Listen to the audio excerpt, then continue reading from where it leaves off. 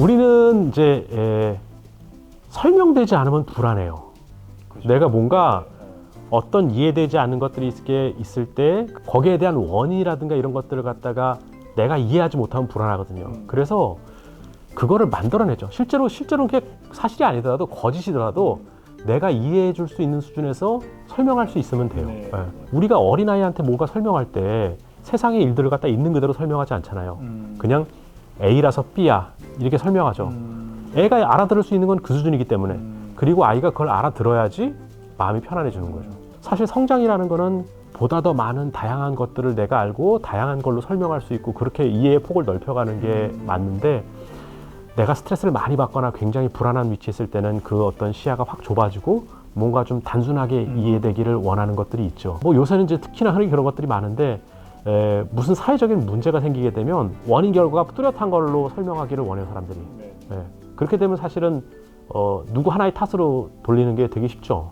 그래서 되게 이제 그런 것들은 이제 불안을 줄여주거나 어떤 위기 상황이 있을 때는 되게 그렇게 하죠. 이제 예를 들면 뭐 9.11 때 알카에다에다가 이렇게 모든 걸 다 뒤집어 씌웠듯이 왜냐면 그거를 우리가 왜 벌어졌는지 설명하는 건 너무나 복잡하고 사람들이 이해할 수 없고 불안하기 때문에 그냥 응급으로 뭔가 하나를 갖다 찝어가지고서는 원인이라고 얘기를 하게 되면 그런 모든 사람들이 이해하고 동의하는 거예요.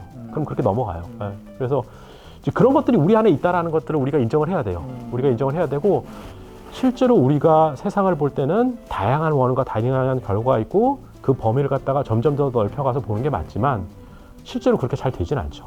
실제로 그렇게 잘 되진 않고 그래서 제 생각에는 우리 의사들이 흔히 하는 거죠. 이제 환자들이 이렇게 실연을 당해가지고서는 우울증으로 오게 되면 그 실연을 당했던 대상에 대해서 같이 욕해주고 화내고 그러는 게 이제 치료죠.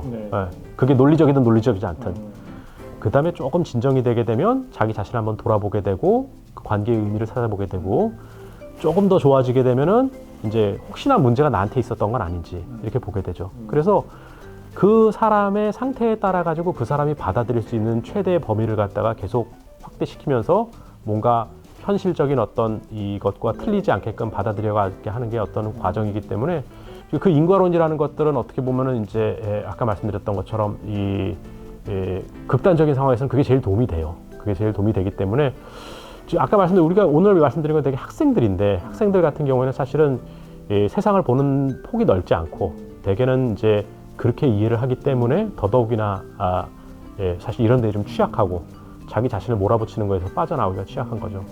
사실 모든 게 이제 학교 성적으로 매겨지는 어떤 그런 학생들의 어떤 이 상황 그리고 그런 것들을 갖다가 끊임없이 이렇게 부추기는 주변의 어떤 환경 그리고 학생들 스스로나 친구들이나 자기들이나 모든 것들을 성적으로 평가하는 그런 상황에서는 사실은 이게 굉장히 흔히 오게 되고 어떻게 벗어나기가 힘든 부분인 거예요. 근데 사실 사회생활 하다 보면 그런 어떤 원인 결과로 이렇게 하나로 연결되는 것들이 거의 없고 또 내 행복의 어떤 그런 조건이라는 것들도 사실은 굉장히 다양하고서는 여러 군데서 찾을 수 있기 때문에 성인들은 사실은 그렇게 많이 오지는 않는데 학생들은 이제 그런 이유 때문에 특히나 이렇게 무기력증에서 잘 빠지는 것 같다 이런 생각이 듭니다.